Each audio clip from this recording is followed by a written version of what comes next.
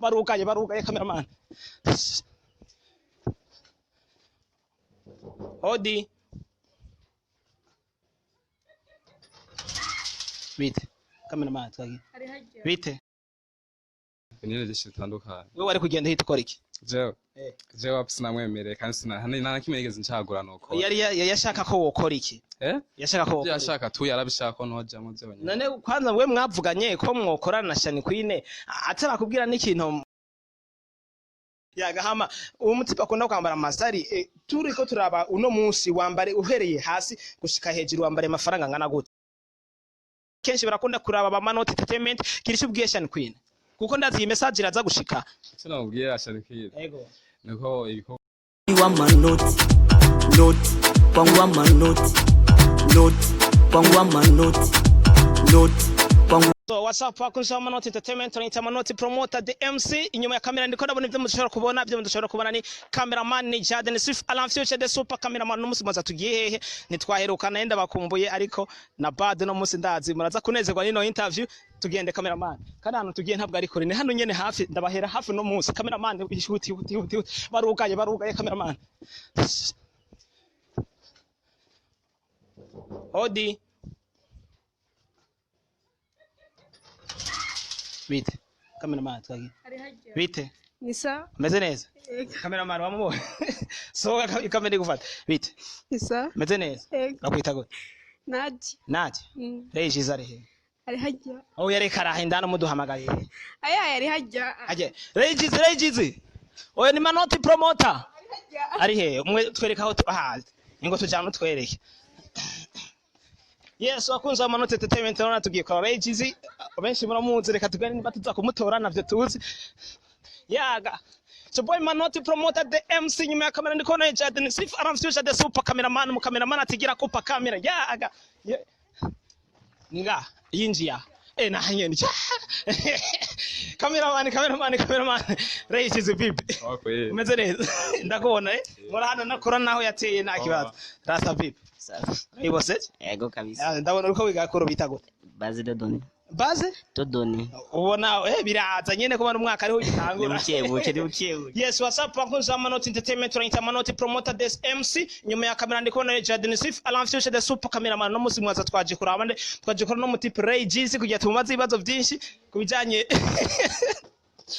nino entertainment ya music yaga bro vipi none meze neza ko dusanze wambaye ukuntu wari watwiteguri niyo masako njama wagira uje mwisite aho wambaye unahanyene waje gutembereka twamaze guci wanyu turakubura wari watunyegeye sa niho mpoweje niho uza kumeditira amfe yaga so nko kubatazi Regizi oshora kubibwira ngaho Regizi nyene ubunyene mubona nta wundi Mr Fresh Boy yaga. Yes, amanota entertainment manoshera kubaza ati manoti promote no musi yaje kuraba Regizi kubera iki mfise ibintu byinshi nza kumubaza no musi ibibazo ni byinshi cyane aho cyane muri no entertainment ya music cyane muri entertainment y'ugwaruka murazi ntiduhiga aba musician gusa duhiga abantu bose afise ico bavuze hano muri no muziki duhiga aba star. Yes, it's boy manoti promote nyuma ya kamera ndiko ndabona yo musore afise izina yiyubakiye ni Jaden Swift Alan Future the super cameraman mu cameraman atigira kupa kamera Regizi umeze neza ariko so amatugira tuyaje gatoya ku bintu bijanye n'ibintu aha turi kwanza ni kwande nidofete kumate tuzogwama ngo habe tubone badushurira kwibibwa ni kumubana ntambwe baza kudushurira nta kibazo sawa reka dushake tuyogora uko dushaka urumva nta kibazo yes urashobora kuduza akatwigira abantu bumve n'udusonuka tureka ntawe ntugira ubwoba nico nyene ndibaza bambonye n'ubu ndahari nta bwoba nyene umuntu nyene sanzwe turamenyeranye musi de gusa no musi ko ndakuvumbuye amani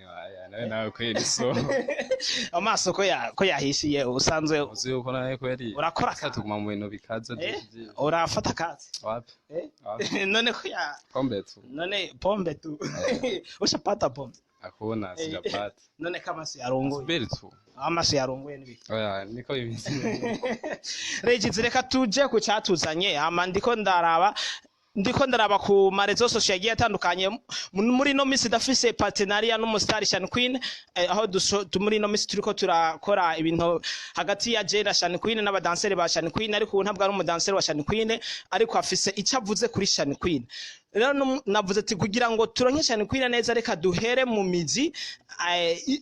mizi ya Shani Queen tuzoje gushikira Shani Queen mwamaze kumenya Shani Queen ninde turabonye post Shani Queen na postinga video yawe cyangwa ifoto yawe byari kubereke Shani Queen yagupostinze muziranye gute tunyene yarakunze ijya challenge namukoreye ende byatari nyene tariko yashatse ko naja mu timu yiwe ariko urashobora kuduza akajuye maze ndazige tu yashakuje muri timu yiwe timu ikora iki timu nyene tu gukora nyene ibintu bya timu yiwe nyene byo gutrava nyene ibintu by'amaposta nyene zishitandukanye wewe wari kugenda hita ukora iki jewe apsi namwemereye kandi nta kimegeze ncagura nuko yari yashaka ko wokora iki yashaka tu yarabishaka ko noja mu byo nyene none kwanza we mwavuganye ko mwokorana na Shani Queen atarakubwira n'ikintu mugiye gukora amaze kubona ijya posta ijya ntuze ijya video ya challenge nakoze abarayishima fresh amaransa ko nja mu biti bariko na cyane kuri mwarabo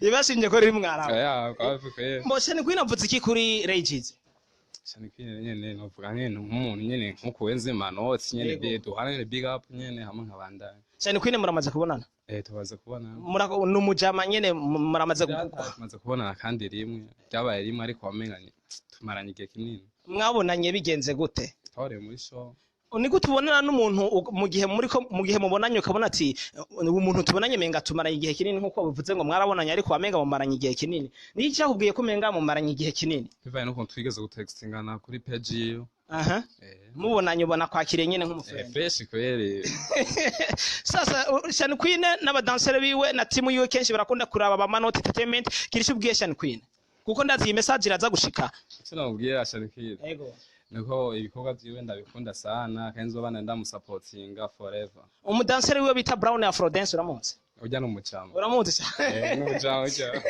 kirisho ubwiye Brown Afro Dance kuri kamera ya Amanota Entertainment Brown namubwira nawe neko ibikorwa bye ndabikurikirana ku mwanya nawe nyene ndetse arabizi ndaza wizi bro Brown Afro Dance yaga murazi ko ni gushikira Brown twarevuganye ko batabikoze tuzovyikorera yaga so hama Rages reka tuve kwa Shani Queen tugaruke hano muri iyi industry yo ngahi wacu nyene aha kumusenye muko abantu benshi cameraman urashobora kumuhera hasi ukamushikana hejuru hama rero tugenda nibi yaga umu cameraman nawe nigera kupa kamera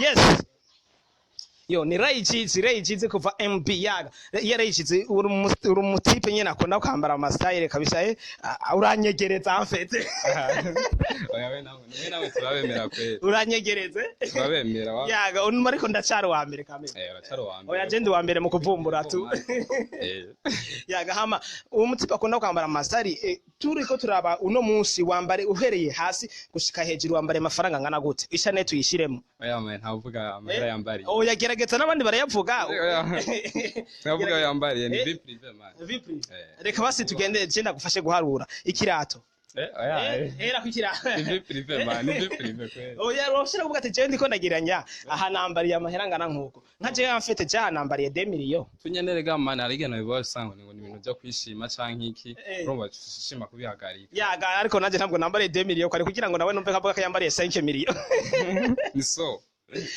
baravuga ko Rages naho ukunda kubegwa bavuga ko naho ubegwa menga hari gihe bishika ugasanga uri kubegwa mu style y'abandi bantu oya wapi kweli wapi zo ni komanse nyezo kugira bashire umustare hasi ntubizi none narumvise ko no muri show ya Shani Queen yabereye ubanza ari wambaye umupira wo mutipe bita Jizobero oya tujya impira irasa gute ashika nkabana naho umugore yarigeze kuwambara uvuga rero Jizobero yaragurishije umupira yahora yamba birashika oya pana birashika ashaka kuvuga ati oya urashira unose wawuguze kwanza wawuguze amahiranga naguti umupira wa Jizobero oya niyo mpamvu navuze ati nta musavuga ikintu yambare burya bari ubona sana oya n'abandi barayivuga ntubaye wa mbere uvuza amahera wambariye benshi bamwe bayivuze kuri jewe ni vie privé man kuri we kuvuga amahera wambariye ni vie privé kweli ariko menga wambariye agatahe ndiko ndakurana kubibona nyene nuko nyene ntabiye baseka gakoti bakaguza ngahe je kanjohe abandi reka usarisha abandi cyo sivuga amahera nambariye Yes, you know, Amanota Entertainment no musi interview no musi no romantique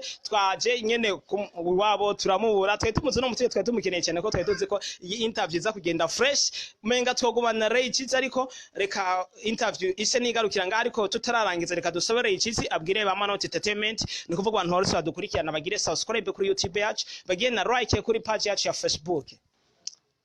Abakozi ba Entertainment no babwira Subiramo tumve subiramo Ntancuti ba Amanota Entertainment. Amanota Entertainment. Yes, vuga ati bagire subscribe. Bagire subscribe. Kuri YouTube. Kuri YouTube.